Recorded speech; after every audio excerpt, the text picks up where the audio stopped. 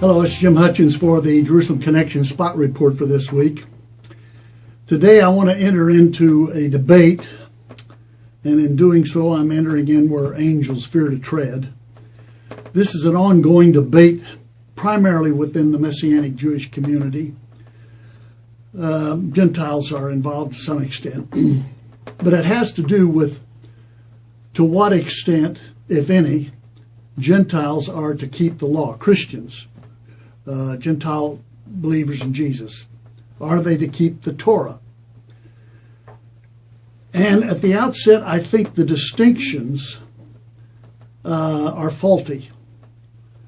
I think that those distinctions that man has made are not found in the Scriptures. Matter of fact, the Scriptures treat us all the same, Jews and Gentiles. In Galatians chapter 3, verse 25, 26, God says, "You are all sons of God through faith in Messiah Jesus. For all of you who were baptized into Messiah have clothed yourselves with the Messiah. There's neither Jew nor Greek, slave nor free, male nor female, for you are all one in Messiah Jesus. If you belong to Messiah, then you are Abraham's seed and you are heirs according to the promise." Now the question is, if we're all equal, and there can hardly be a debate concerning that.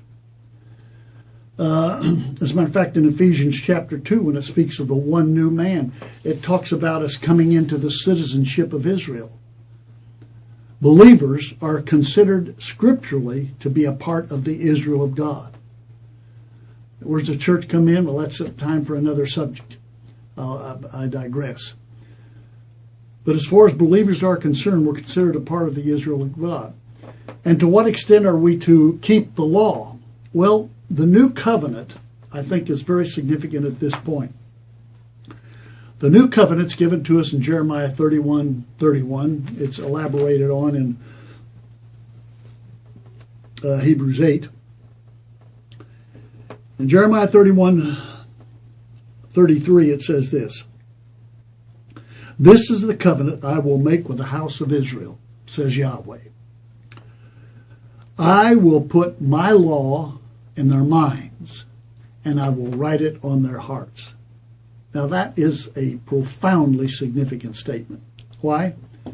Because you have to look at who is the initiator.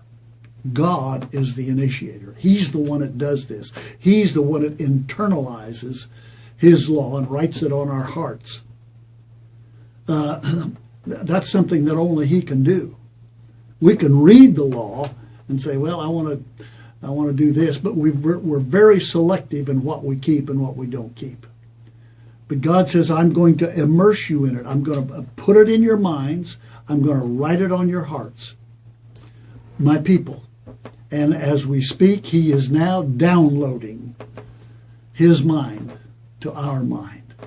The laws He's putting in our mind. We're told that we have the mind of the Messiah, and that's ongoing. So I think it's very significant that we keep this in mind. There's no distinction between believers as far as the Scriptures are concerned. There are great distinctions when it comes to those who embellish the Scriptures, whether they're Jewish rabbis or Christian theologians.